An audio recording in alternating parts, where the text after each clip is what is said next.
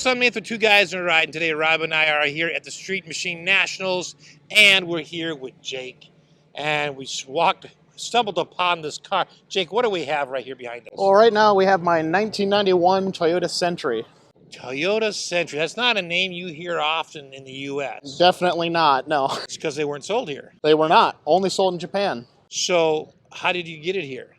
I went through an importer. A friend of mine imports cars for a dealership, so I knew I wanted one of these things, and he helped me fill out all the paperwork to get it here. So okay, so you had a little help from your friends. You got some friends and family. Yep, friends and family in Japan. Okay, so for other people here, let's just talk for a minute about the kind of car this is, because to compare it to a U.S. car, you would probably say Rolls-Royce.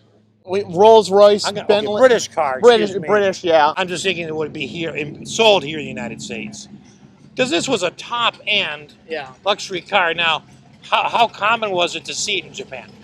Very rare. And in fact, what I was told is that if you saw somebody driving one of these, you knew that they were somebody important. The stigma was that it's like your boss's boss. So you get out of their way, kind of. Okay.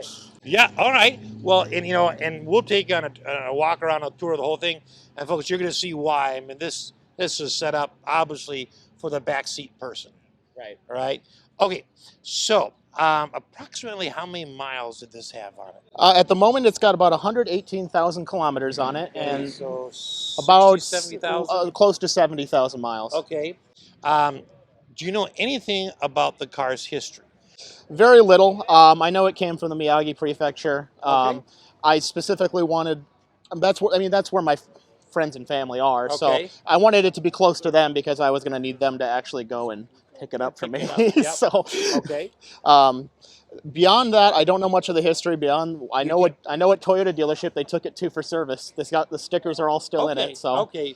But you can't trace back owners like you can here in the US. No, not as easily. At least not that I'm aware of. These. No, yeah. Okay, now let's talk about the symbol, because people call it a chicken, but it's the majestic chicken. I think Doug DeMuro popularized the majestic chicken of it. It's actually a phoenix, right? It's a phoenix. Because that's a royalty symbol. Yeah, the Imperial House of Japan. It's a symbol of that. So the car was originally designed to shuttle around the emperor and other high-ranking politicians. The Japanese government wanted their dignitaries to be shuttled in Japanese cars, not something imported from Germany or what have you. So that's kind of what this was meant for. And so only how many were sold per year? They only sold about 200 per year, and you had to be invited to buy it. You couldn't just walk into a Toyota dealership and purchase one. You had to be important enough, I guess. Wow. So they probably weren't even sitting on the Toyota lots. They were probably, I imagine not, in some back room maybe They were probably made to order and delivered to destination. Man. I'll tell you what, it's going to be so fun going through this. Now, this also was Toyota's very first V8. That's correct. They call it the Toyota Hemi. It doesn't have a fancy letter designation. It's just the Toyota V Hemi. Okay. So 4 liters, 5 valves per cylinder, overhead cams. They started out 2 valves, and over the years they kind of refined it to the point where this is the final iteration of that motor. Okay.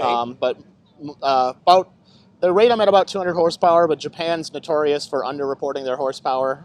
So truly, from what most people find with these on a dyno, it's closer to about 250. Okay. You're not going anywhere fast, but it gets out of its own way. It gets out of its own way. There you go.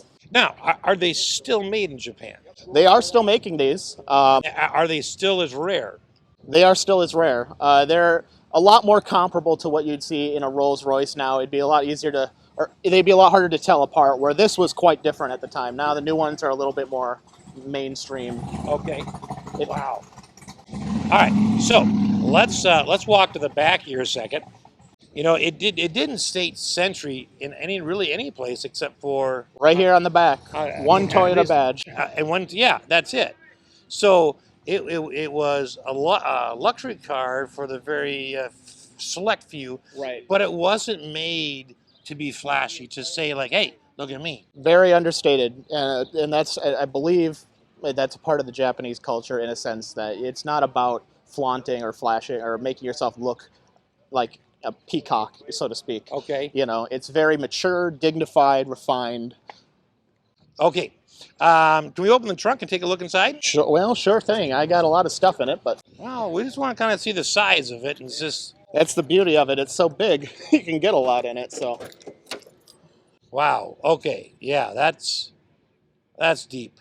All right. So plenty of room. plenty of room. Okay. And carpet in here would have all been, that's of course original. Yep, all original. Nothing. Because you haven't repainted this, you haven't retuned it. So I mean, the only thing you've done is add a little cutout just so I could hear on the the V8 when I exhaust. want to. Yep. Right. Right. And when you turn it into quiet mode, boy, does it just shuts up like right now. It is a soft close trunk, Really? so you don't need to slam it. You just Well, you wouldn't want any loud noises no, around the roof. the whole Yeah, the whole theme of this car is to be as quiet as possible. Hence the wool interior as opposed to leather. I know in the States we associate leather with luxury, but they wanted wool because one, it's quieter, and two, it's so humid in Japan that wool wicks moisture better than leather. You don't want, everyone knows that sticky hot summer day sitting on leather. They don't want that. That's okay. So very purposely they chose that wool correct. cloth. That's interesting, man. All right. So the important person would have been riding in the back of this car. Right. So let's talk about some of the unique features, starting with the door controls. So the door controls, as you might imagine, you've got your windows, you've got your wing windows.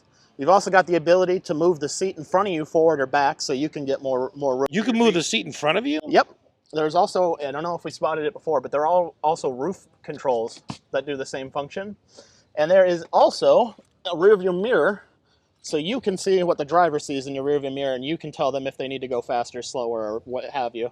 Okay, so hang on. So you can shove the passenger seat forward, right? Yep. Or back electronically. Can you control your seat electronically? Yep, they recline. They recline electronically. Yep. And then the quarter windows are powered, and the main windows are powered. Yep.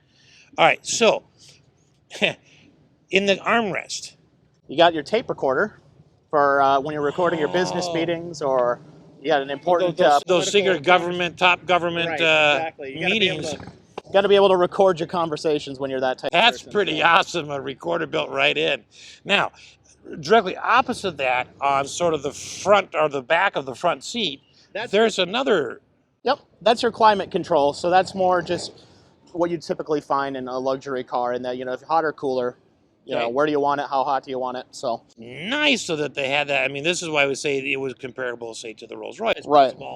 The luxury features you would not have found even on, say, a Mercedes or. Right. Bam, you had to get. Now this is all pretty common in 2022 where we are now. But I mean, think about it. This is the 80s. Could you imagine having that kind of? No, in the 80s? that's what I'm talking about. Now, let's talk about this cutout, because I doubt it's for an exit for the front passenger. No. So that's for if you are in the back and you need to lie down after a long day, you can put that seat down and pop your feet through and lounge while you're driving along.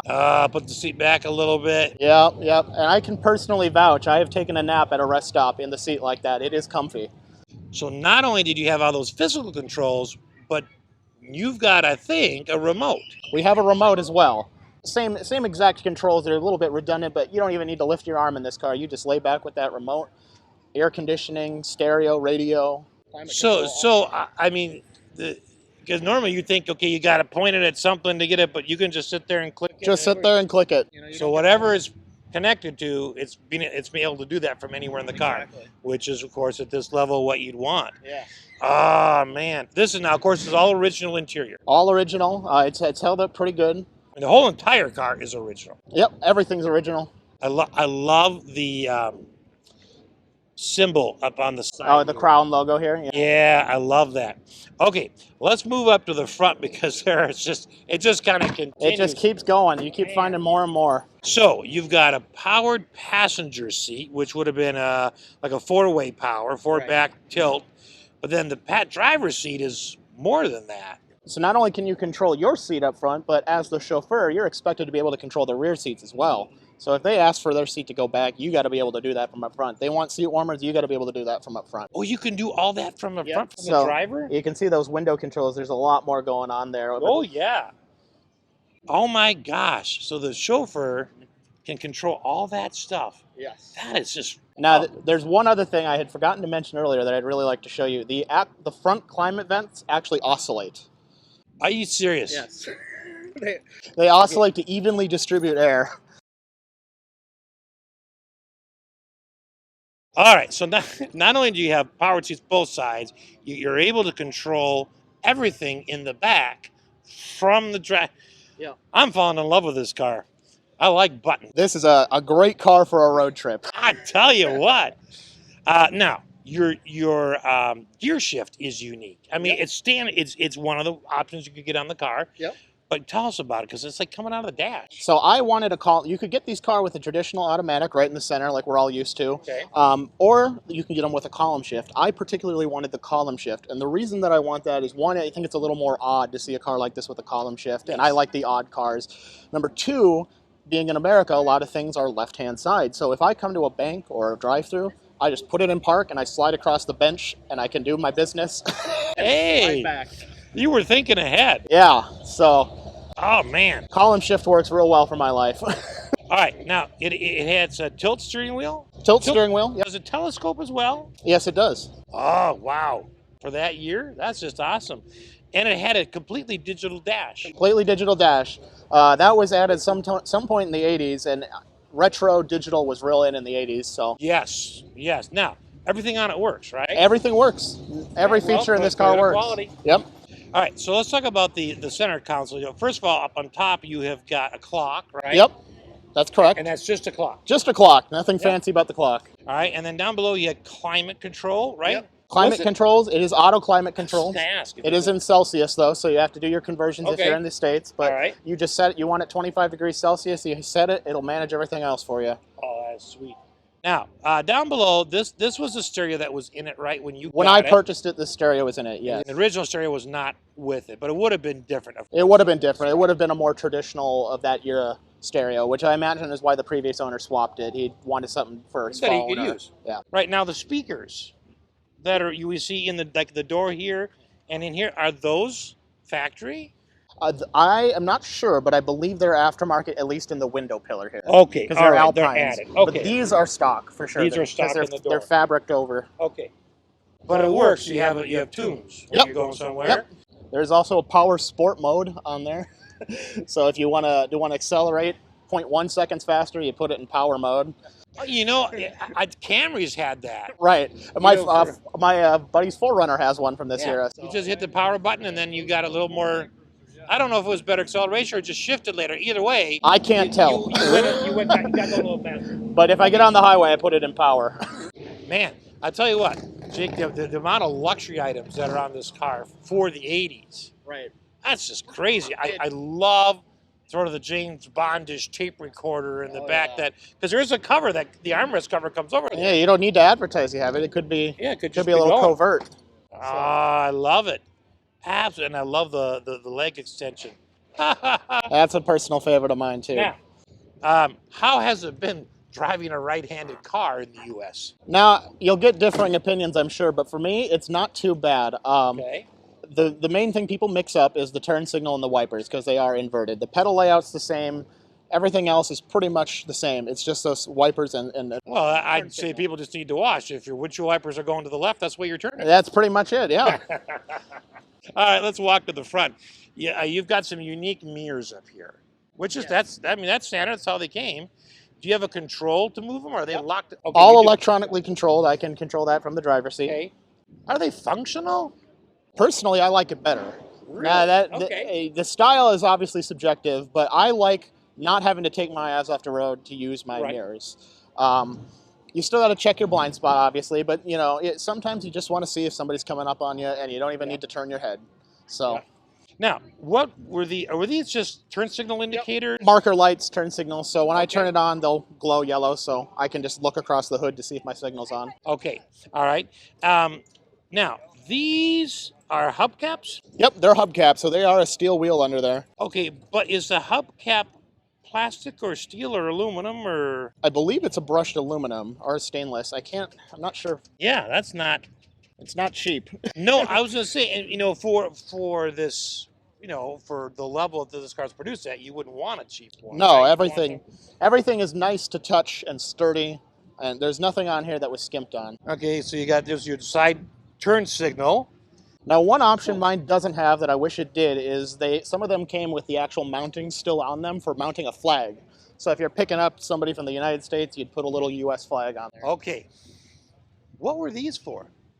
I believe, now I'm not 100% sure, but it has automatic headlights and automatic dimming dashboard. I believe those are the light sensors. That's the sensors for them. Okay, and then down below, We got our fogs, which are the inner lights here, our yellow fog lights, and then obviously our signals. okay, so then what were these?